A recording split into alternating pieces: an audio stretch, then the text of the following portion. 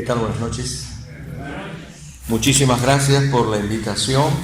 Es para mí un placer, igual que para mi esposa, poder acompañarles. Y en forma especial, muchas gracias también por concedernos la posibilidad de hacer el Instituto Bíblico Zona Sur en este lugar. No saben qué bendición es eso, porque hoy está conflictivo el asunto del traslado y todo eso, y ustedes están ubicados en un lugar estratégico, sobre todo por el asunto del tren, ¿no es cierto? Así que eso ayuda muchísimo y eso nos ayuda a que haya un poco más de concurrencia de la que podría estar si estuviéramos en un lugar un poco más aislado. Así que muchísimas gracias. Cuánto valoramos los alumnos de la iglesia local de este lugar que vienen. Y también ustedes saben que agradecemos y valoramos la ayuda que durante tanto tiempo hemos tenido con Juan Carlos y con Eduardo, abriendo este lugar, preparándolo. Ahora está Eduardo trabajando.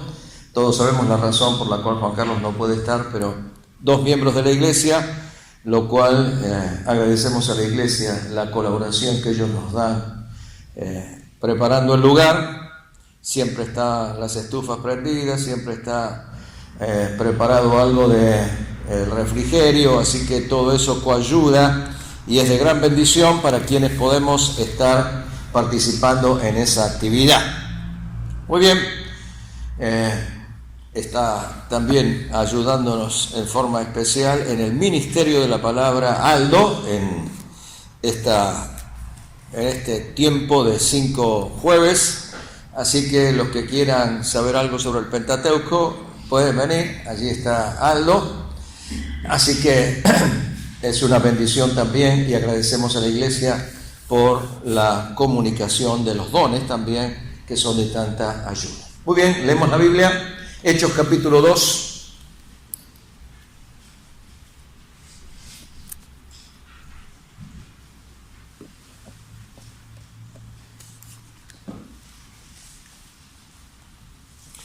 Hechos capítulo 2, verso 36.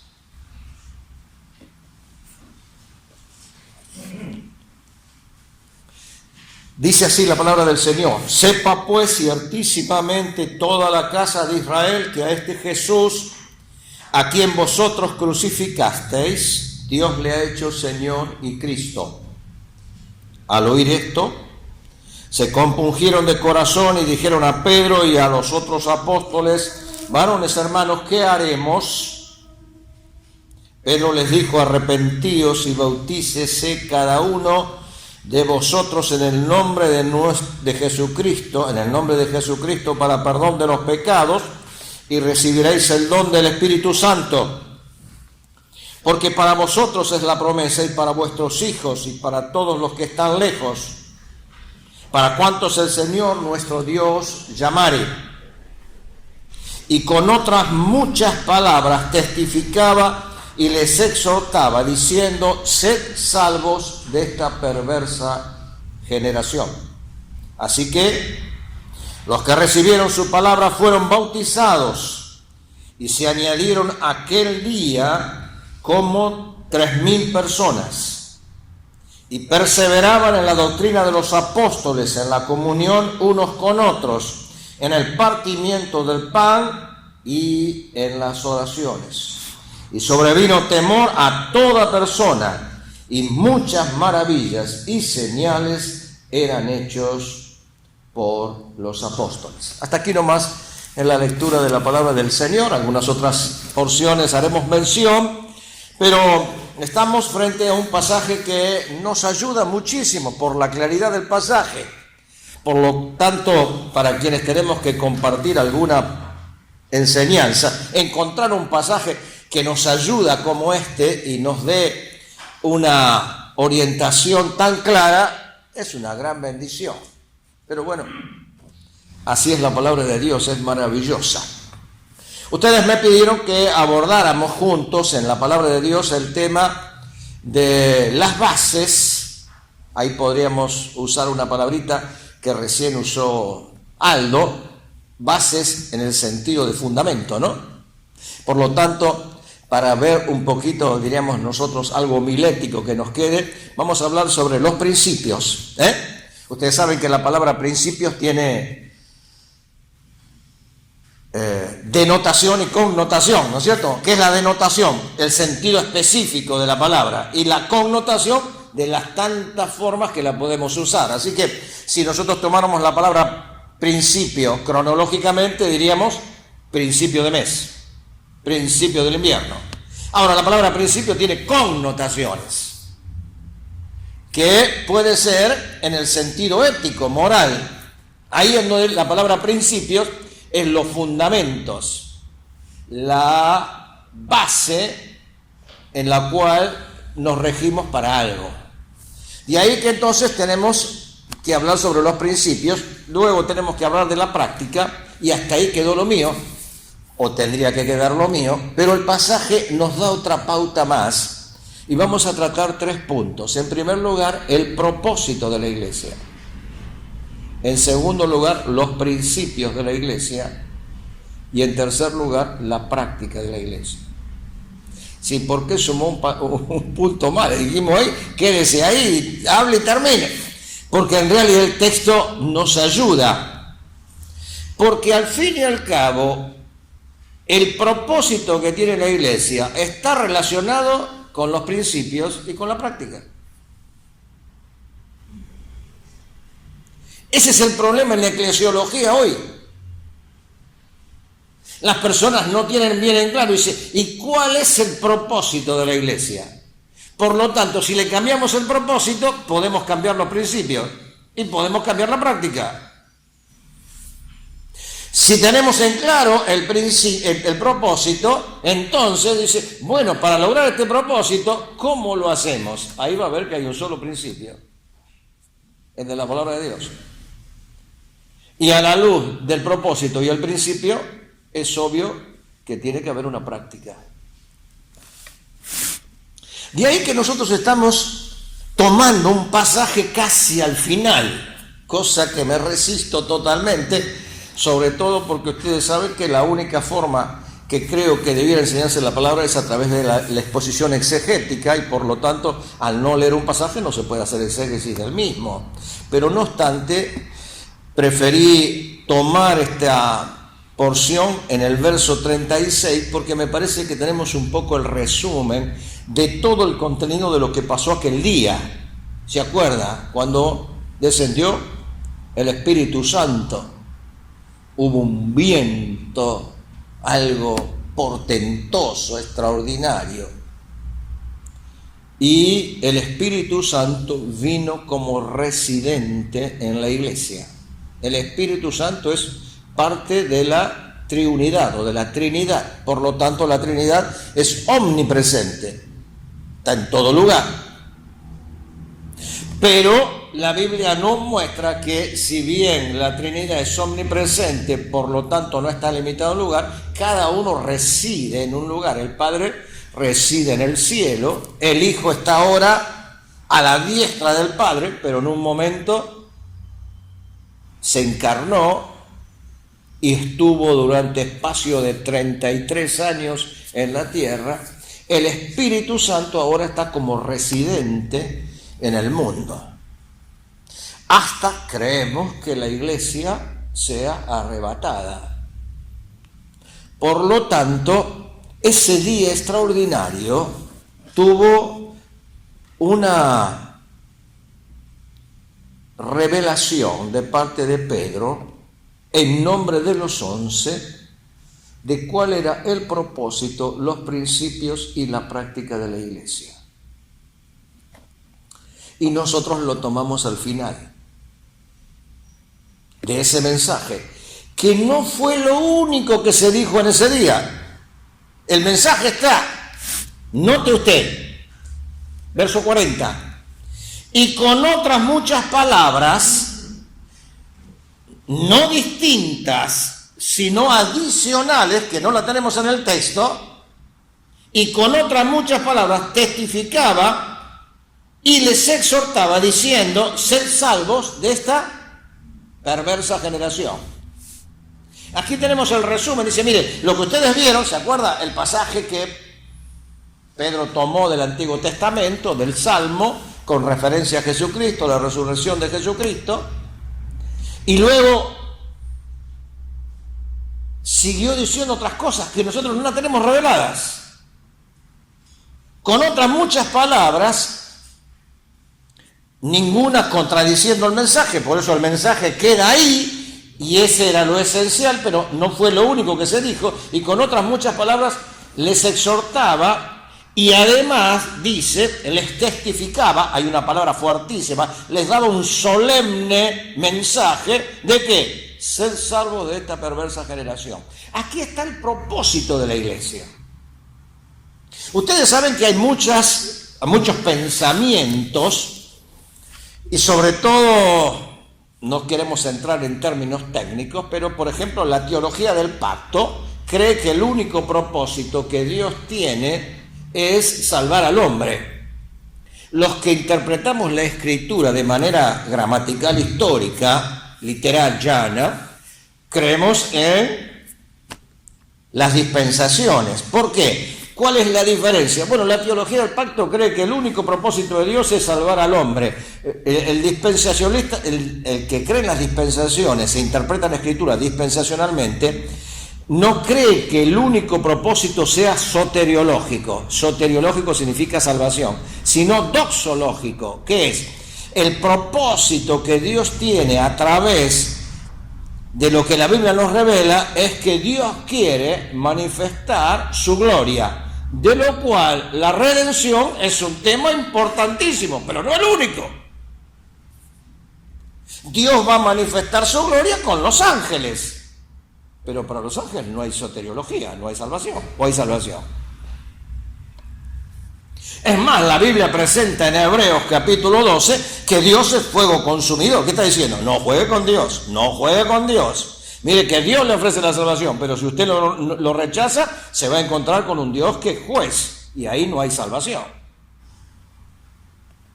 El infierno finalmente, o el lago de fuego, donde será lanzado el infierno, donde primero irá el falso profeta, y después irá el anticristo, y luego Satanás, y luego todos los que le siguieron, ahí no hay salvación. Sin embargo, eso va a manifestar la gloria de Dios, porque estarán allí los que tienen que estar allí, y ahí se va a manifestar lo que Dios dijo. Aunque no está la presencia de Dios, al fin y al cabo, las personas que estén allí, aunque con crujir de dientes y en un lugar de rebeldía, pero se manifestará que están donde tienen que estar los que realmente han decidido rechazar a Jesucristo. Por lo tanto, la Biblia muestra que la salvación también manifiesta la gloria de Dios. ¿Sí? ¿Por qué dice eso?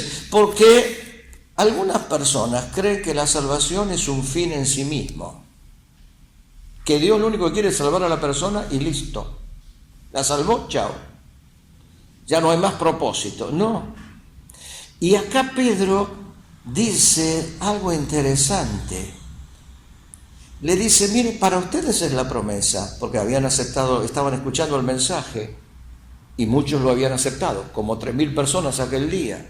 Para vosotros es la promesa, y para vuestros hijos, y para todos los que están lejos, para cuantos el Señor, nuestro Dios, llamare.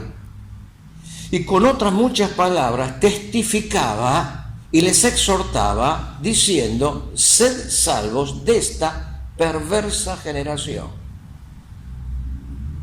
Quiere decir que toda la tarea de la iglesia en cuanto a la evangelización y luego en cuanto a la vida de crecimiento es hacer que las personas sean salvas de esta perversa generación. Esa palabra perversa generación significa, la idea de la palabra es una generación que se ha desviado de la verdad. Por eso la práctica es el resultado de lo que las personas creen, de lo que las personas piensan, porque cada uno vive de acuerdo a cómo cree que tiene que vivir. Entonces, cada uno vive de su manera.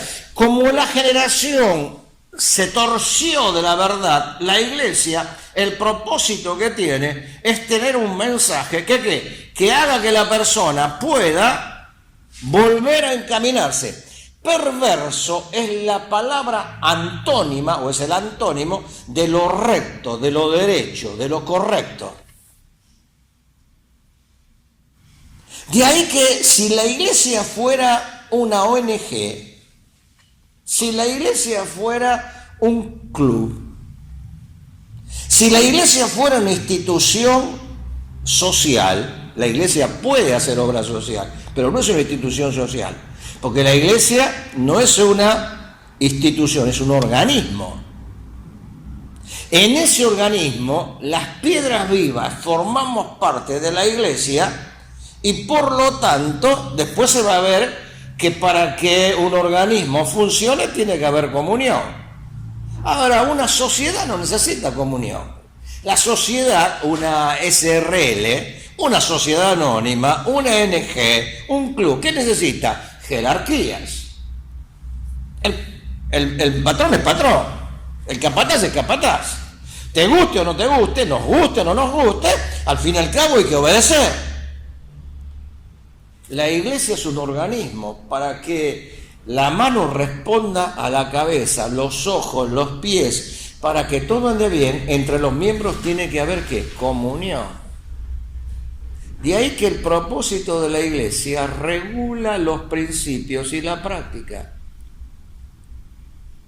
Si una iglesia fuera cualquier cosa menos que un organismo, pudiera ser que la iglesia, lo primero o lo único que tuviera que hacer es que las personas sean contenidas.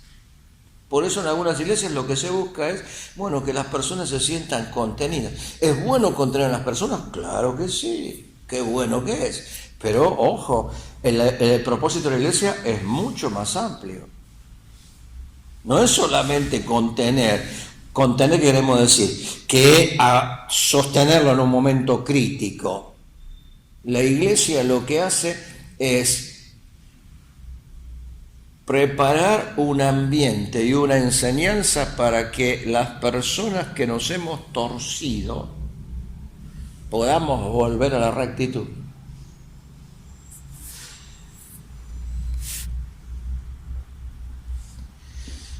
De ahí que todo lo que se haga esencialmente apunta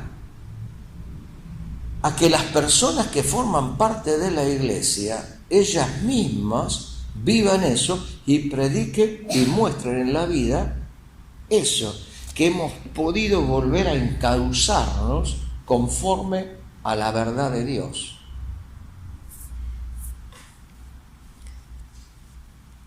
Este propósito era esencial, por eso Pedro no dijo, sálvense solamente de la condenación eterna. Por eso Pedro no le dijo, bueno, listo, acepten y después sigan viviendo como querían seguir viviendo. Les dijo, miren, este mensaje ¿para qué es? Es para que ustedes salgan de una generación que va desviada y se va desviando cada vez más. Sálvense, salven de eso. Y dice que vengan a formar parte de este organismo del cual Cristo es la cabeza. Si este es el propósito, dice, ¿cómo podemos enderezar lo que está torcido? Es ahí donde la Biblia nos presenta los principios. La iglesia recibió el mensaje, aquella iglesia, la primera iglesia que estaba en Jerusalén, y ellos se dieron cuenta que entonces no podían de ninguna manera limitarse a ni entretener ni contener a la gente, era mucho más. Y ahí encontramos los principios. Verso 41. Así que esta es una frase común, pero es una frase que enlaza, es muy común esta frase, en griego esta frase está más de 20 veces en el libro de los Hechos. ¿Por qué? Porque están cambiando las cosas. Ustedes saben que vinieron los evangelios, ¿no es cierto?, con toda la enseñanza, pero ahora se está viendo la vida de la iglesia y empezaron a cambiar las cosas, empezaron a cambiar. Así que los nos relaciona con lo anterior, los que escucharon el mensaje de Pedro, los que aceptaron el mensaje, ¿qué hacen ahora? Así que el así que mira para adelante, los mira para atrás. ¿Quién? Los que escucharon el mensaje ese día, un montón de gente, pero los que creyeron. Así que los que recibieron su palabra, ¿qué pasó? Fueron bautizados. Toda una frase en griego que no hace falta tratarla, pero decimos que solamente fueron bautizados los que recibieron la palabra. Solo los que reciben la palabra tienen que ser bautizados. Toda otra acción sin haber recibido la palabra no es el bautismo bíblico, no es nuestro tema.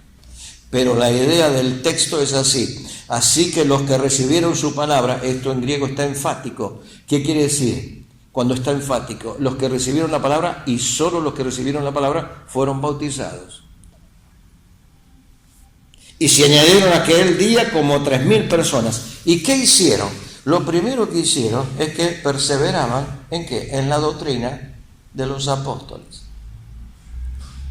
Aquí está un principio.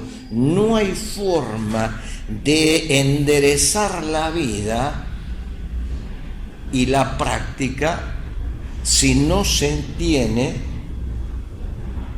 principios que lo puedan lograr. Porque emocionar, hacer que alguien esté un poco mejor momentáneamente, lo puede hacer cualquiera, hasta con consejería humana.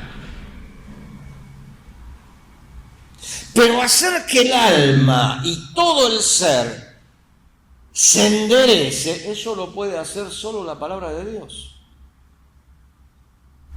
De ahí que la iglesia, ¿qué hizo? Perseveraba. Esta palabra perseverar es una palabra interesante.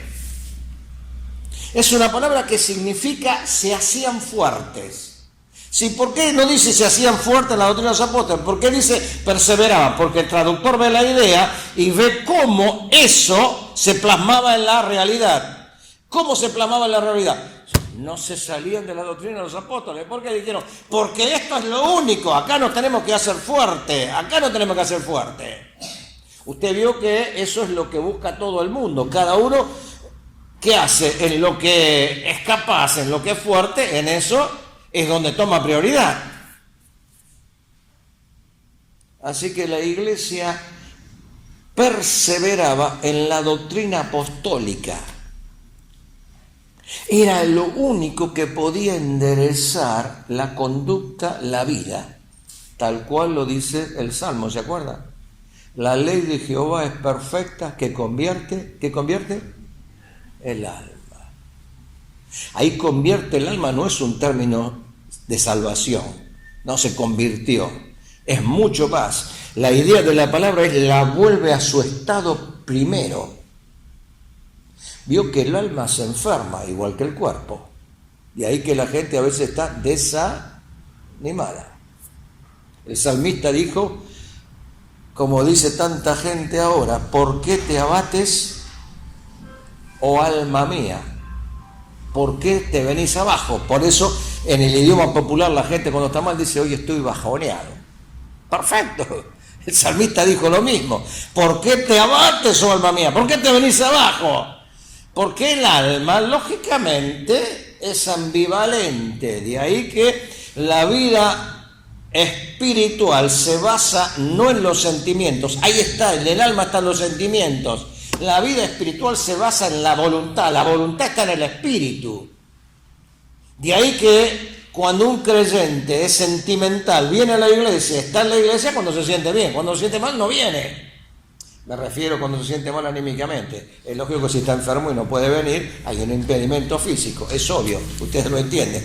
Pero el que es espiritual sabe que la voluntad es lo que el espíritu fortalece. De ahí que tenga o no tenga ganas, La cuestión no es de ganas, porque a trabajar no vamos solo cuando tenemos ganas, sino tenemos que ir siempre. Por lo tanto, la vida de la iglesia es exactamente igual.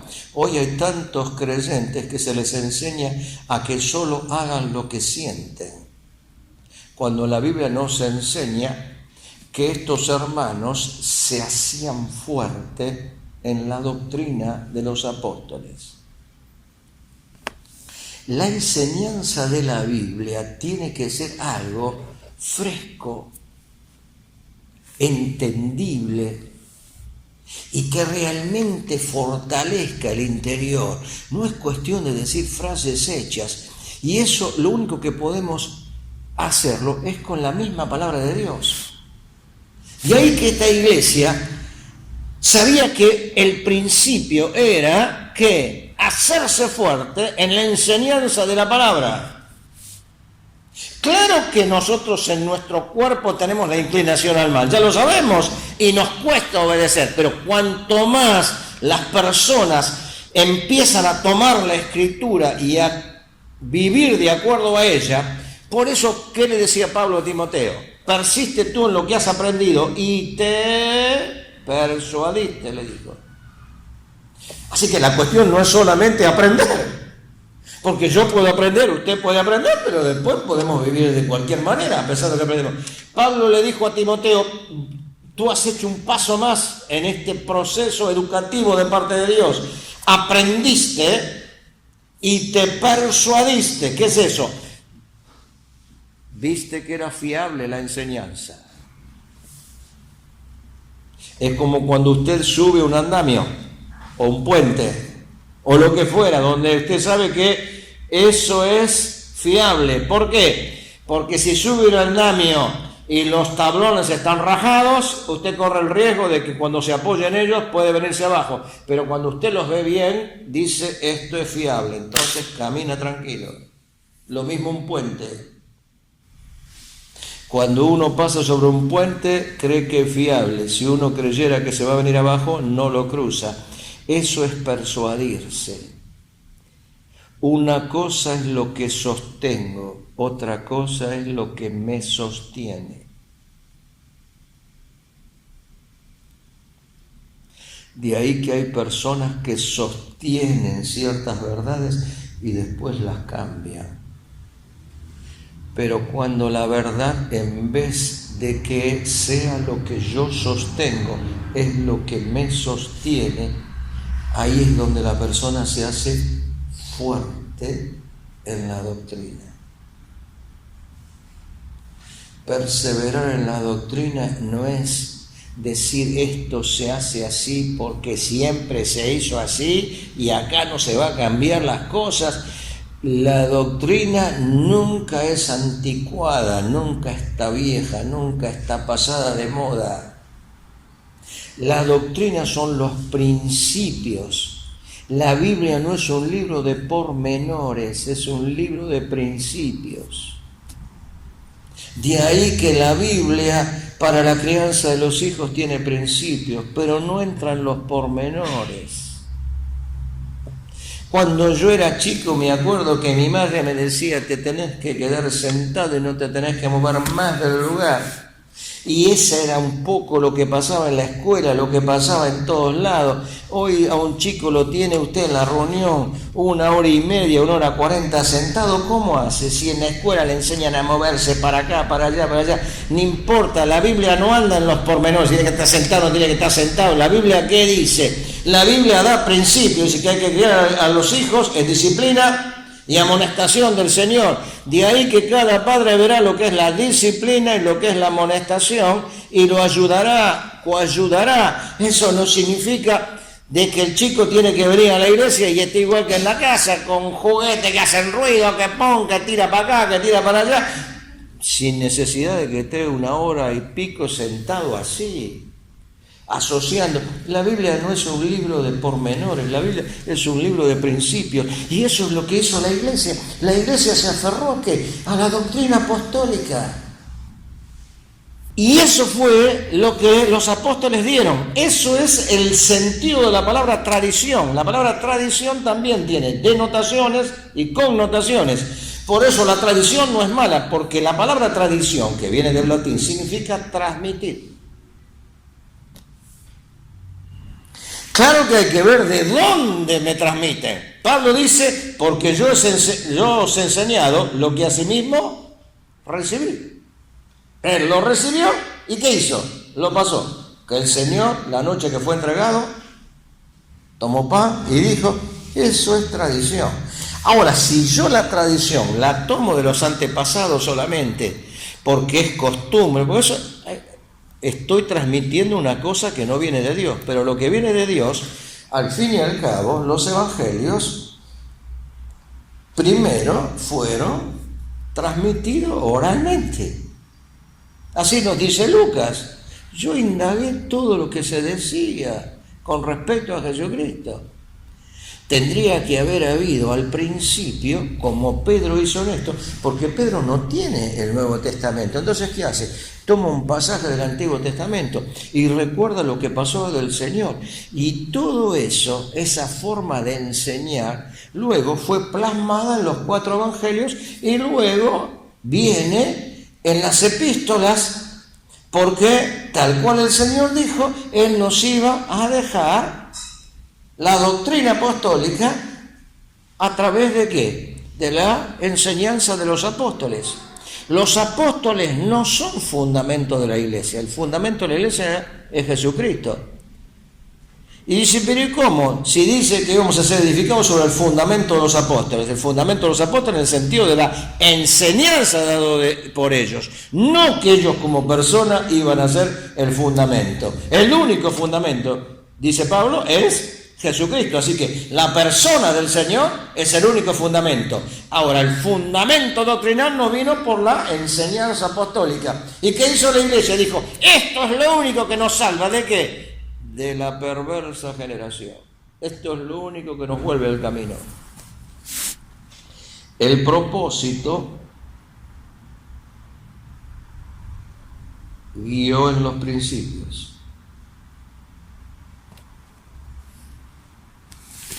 Qué importante es estar en la iglesia, hermanos. Yo sé que son días difíciles y a veces uno se desanima cuando hay poca gente, cuando los hermanos no valoran todo lo que es la vida de la iglesia. Pero esta iglesia empezó a practicar de acuerdo al propósito y de acuerdo a los principios. Por eso esta tarea es una tarea única. No hay otro organismo en el mundo que pueda hacer lo que hace la iglesia. No existe. ¿Quién lo va a hacer? Yo no digo que no haya organizaciones con buena moral. Habrá que buscarlas. No sé dónde, pero habrá que buscarlas. Alguna debe haber. No juzgamos eso. Pero la que tenga que realizar la misión como Dios se la ha dado a la iglesia es única, no hay otro. Por lo tanto, no se extrañe de que no siempre la cosa sea multitudinaria, porque esto tiene que ver con un propósito solemne que es contracultura. Y eso es lo que tiene que verse en la vida. Gente feliz viviendo a la manera de Dios. Entonces la gente empieza a ver y dice, pero este no tiene plata, este no tiene trabajo, este no tiene esto, este no tiene lo otro, este no tiene el coche que yo tengo, este no tiene todo el andamiaje que yo pude hacer, que me compro una televisión cada mundial que viene. Bueno, eso ya hasta ahora ya va a ser medio difícil que en este mundial todo el mundo compre televisión. Pero, y es feliz. Y los hijos... Y los hijos lo mismo, los hijos saben y viven en un hogar que se vive conforme a la palabra de Dios, donde no es una milicia el hogar. El hogar no es una milicia. El hogar es donde las personas están a gusto y no le temen a la vergüenza. Claro que hay algunas cosas que son nuestras en casa y no hace falta sacarlas afuera, pero ahí todos sabemos cómo somos, ahí sabemos cómo es el defecto del otro, las cosas que tienen. Los de afuera no hace falta que lo andemos gritando por todo el mundo, pero en casa estamos ¿cómo? Estamos sin temor a la vergüenza. ¿Por qué? Porque estamos con mamá y papá y los hermanos y estamos viviendo conforme a la palabra de Dios. Dice, bueno, pero si alguno se desvía, a ese hay que esperarlo, hay que orar, hay que ayudar. Hay que mostrar con la palabra, hay que haber el momento justo. Habrá que estar esperando el tiempo necesario. Los años que oró mi madre por mí. Porque también las luces del mundo de alguna manera me habían desviado. Y ella estuvo orando para que yo volviera. No volví mucho del todo, todavía me cuesta mucho, pero lo poco que volví se lo debo a las oraciones de ella y a la paciencia que tuvo. A cómo me miraba cuando llegaba tarde, pero me estaba esperando. Y yo veía que le dolía que yo llegara en horarios inadecuados. Pero ella prefería sufrir antes que recriminarme. Y todo ese tiempo desviado, yo sabía que estaba desviado. Me gustaba estar desviado, pero sabía que estaba desviado. ¿Por qué? Porque yo veía a alguien que andaba derecho. ¿Cómo sabe usted que una columna está torcida? Si todo se tuerce, ¿qué pasa? La visión, ¿qué pasa? Hace que parezca derecho, pero le pone la plomada y ahí, bueno, hoy ya no se pone más la plomada, ¿no es cierto? Hoy tenemos los nivel láser, así que le aprieto el nivel láser y me sale si está torcida la columna. No, se parece derecho, y claro, si está todo torcido. Está hecha la columna de acuerdo a la construcción, está hecha de acuerdo a la columna, entonces está torcida. Eso es lo que pasa, una generación torcida. Si sálvense de ese estado, ¿y quién no puede salvar? Dicen, vengan al pueblo de Dios, vengan a Jesucristo, formen parte. Entonces la iglesia dijo, hay que aferrarse a la doctrina de los apóstoles. ¿Cómo vamos a hacer? ¿Cómo vamos a enderezar lo torcido? ¿Con qué capacidad? Qué maravilloso es que podamos saber que este principio de perseverar en la doctrina de los apóstoles estaba de acuerdo al propósito. Pero ¿qué más? Y terminando, perseveramos en la doctrina de los apóstoles. ¿Y qué más? Y en la comunión unos con otros. Se hacían fuertes en la comunión unos con otros. Se hacían fuertes. Y hoy necesitamos eso, hacernos fuertes en la comunión unos con otros. Usted sabe que la comunión es como un cimiento. La comunión es donde se apoya la vida de la iglesia, porque la iglesia no es una organización, es un organismo. Si fuera organización, ¿qué necesitaría? Jerarquías. Por eso la iglesia tiene jerarquías. No tiene jerarquías, somos todos iguales. Lo que la iglesia tiene es función, no jerarquía.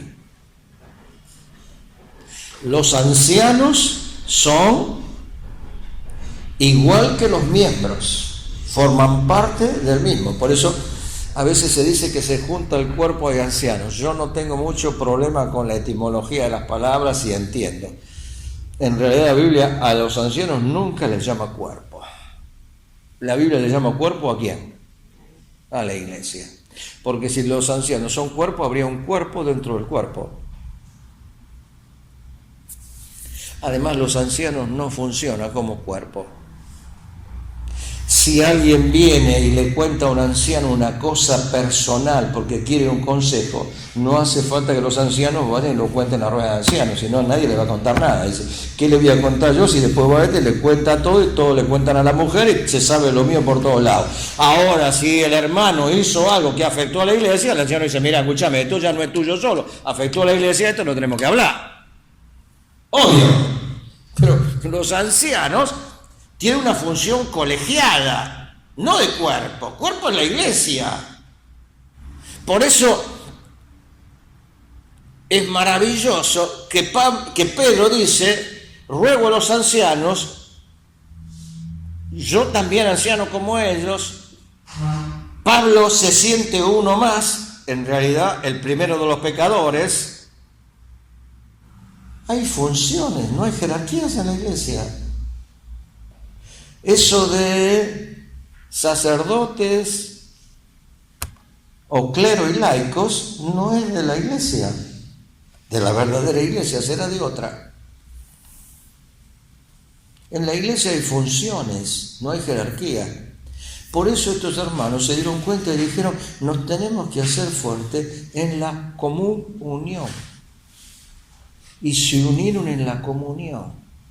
Se hicieron fuertes en la comunión. Hay que hacerse fuertes en la comunión. ¿Sí, qué base tiene la comunión?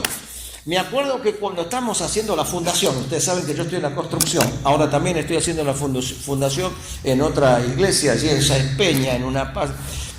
Nosotros tuvimos que construir el salón donde había un arroyo, tiempo atrás, y como siempre sucede en esta Argentina, la entubaron en el arroyo y la taparon con basura. Y después tierra. Nosotros sabíamos, porque cuando lo compramos, yo vivo una cuadra, toda la vida sabíamos que el arroyo, antes estaban los arroyos, me acuerdo, y cruzaban mucho, así que nosotros compramos los lotes así, por eso lo pudimos comprar. No tenía gran valor porque era todo un lugar que se sabía que no podía cimentar, así que cuando vamos a hacer el salón de la iglesia nos encontramos con un grave problema, que había tierra, pero apenas hacían un poco de profundidad, empezaba a estar la basura. Si usted hacía un cierto edificio con una cierta capacidad, ¿qué iban a hacer las bases? Se iban a ir abajo. Así que dijo, hay que ir 8 metros de profundidad, hay que pasar el cauce del arroyo. ¿Quién va a 8 metros de profundidad? ¿Quién hace un pozo a 8 metros de profundidad? Entonces dice, hay que pilotear. Y piloteamos. ¿Qué es los pilotes? Los pilotes son como se hacen los puentes en el agua y cómo se hacen, ¿cómo se llama donde se pesca? Los muelles, ¿Cómo hacen ahí? Meten una camisa de acero, ¿me explico?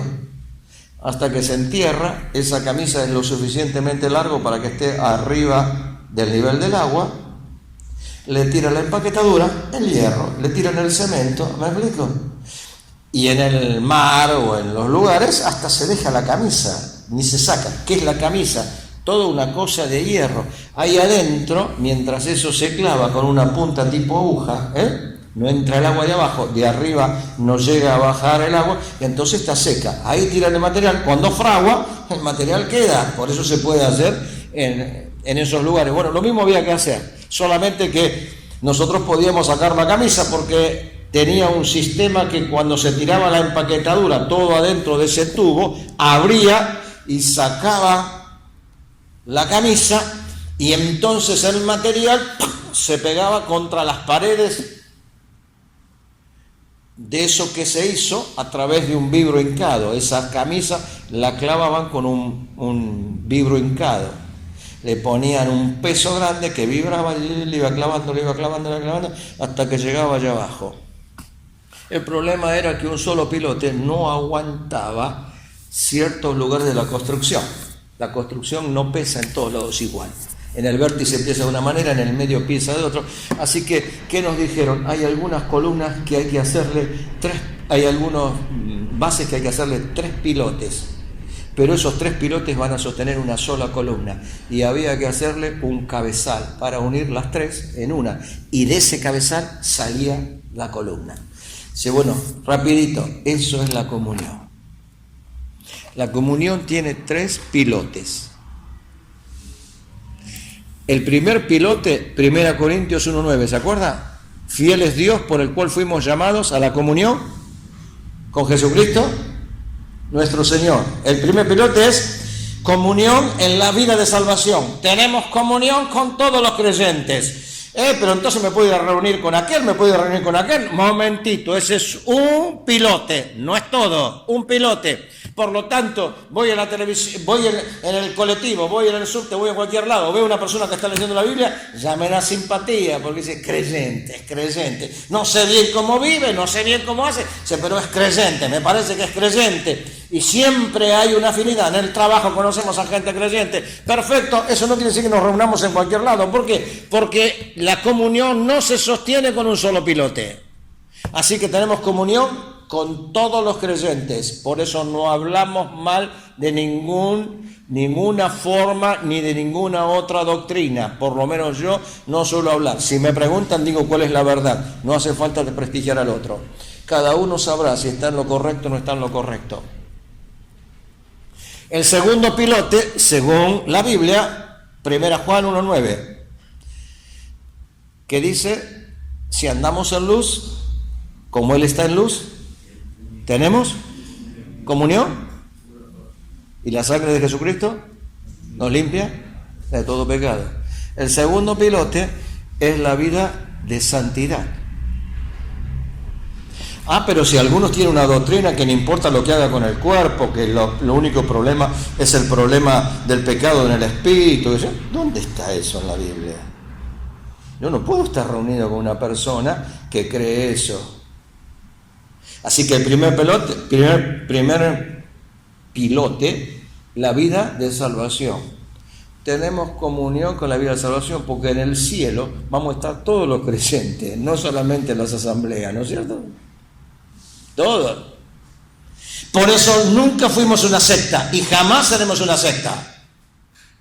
El principio del movimiento de los hermanos siempre fue un movimiento abierto, a que cada uno haga lo que quiera, no, a que todo el mundo que quiera venir conforme a la palabra de Dios es bien recibido. Si no quiere venir conforme a la palabra de Dios, Él se excluye, no nosotros. Por eso es importante saber en la iglesia que esto es, porque es la vida de salvación, la vida de santidad, y el tercer pilote es la vida conforme a la verdad. Porque ¿qué dice 2 Juan? Si alguno no trae esta doctrina, no le recibáis en casa ni le digáis bienvenido. Porque el que le dice bienvenido participa, ahí es koinonía, tiene comunión con sus malas obras. Ahí están los tres pilotes. Salvo, sí, tengo comunión con los salvos. Vida de santidad, sí, tiene una enseñanza correcta, un principio correcto. Y además, vida conforme a la verdad, sí, ahí está. Ahí le hacemos el cabezal y la comunión se apoya en los tres. Por eso no nos reunimos en cualquier lado ni aceptamos cualquier cosa, no porque discriminemos, sino porque la comunión tiene fundamento. ¿Qué hacía la iglesia? Se hacían fuertes en la doctrina de los apóstoles, en la comunión, unos con otros, en el partimiento del pan. Me parece que siendo este pasaje, tengo que terminar, un pasaje que sienta los principios. La verdad que el partimiento del pan en el libro de los Hechos se usa a veces para las comidas en común. Se usa otras veces para los ágapes que había.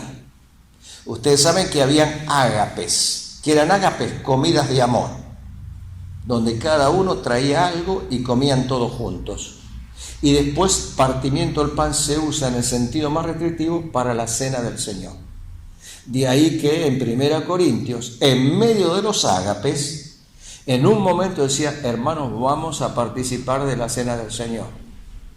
Pero Pablo dice, momentito, esperen un poquitito. Hasta ahora en el ágape los que tenían plata estaban de allá, los que no tenían plata estaban de acá, los que tenían plata tomaban buen vino, los que estaban acá tomaban jugo, diríamos en nuestro tiempo, o agua, aquellos comían, no sé, buena comida, estos sanguchitos como nosotros, pizza a duras penas, estos sándwiches de miga, todo completo, y en un momento dice, muchachos, vamos a la reunión de comunión. ¿Qué reunión de comunión? ¿Qué reunión de comunión? Hasta ahora uno está comiendo acá, el otro está allá, este acá, este allá, y ahora vamos a la reunión de comunión.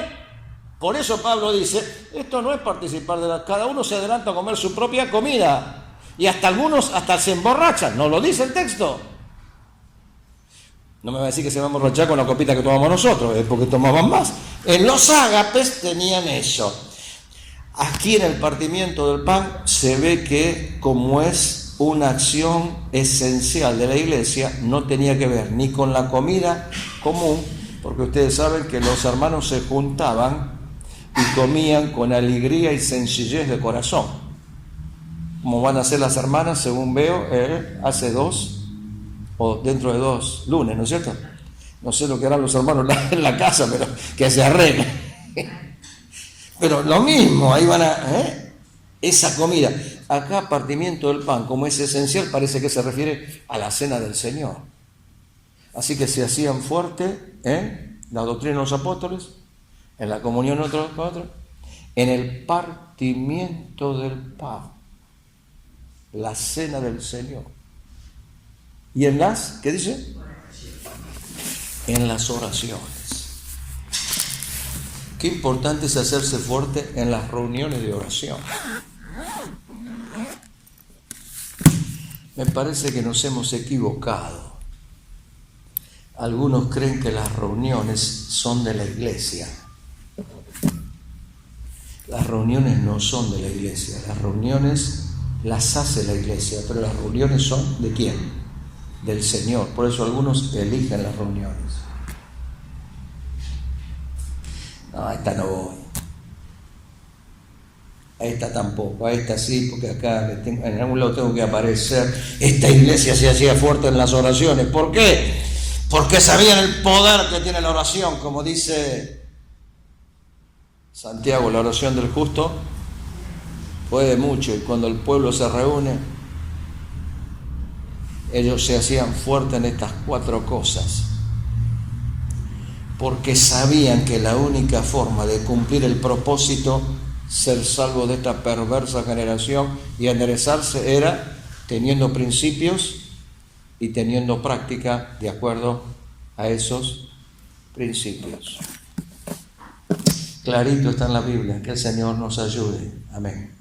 Gracias a Dios, primero, por supuesto, por la palabra que nos convoca, Estamos convocados cada vez que nos reunimos por la palabra de Dios, que es el fundamento por el cual nos acercamos a este lugar, porque se abre la palabra y esto es lo que nos hace bien. Gracias a Carlos por el hermoso mensaje que nos ha traído, tan práctico, tan meduloso, tan lindo un pasaje del cual siempre tenemos más cosas, por supuesto, para recibir. Así que agradecemos a Dios de haber compartido juntos este tiempo y haber escuchado el consejo de Dios por su palabra que hemos leído el día de hoy.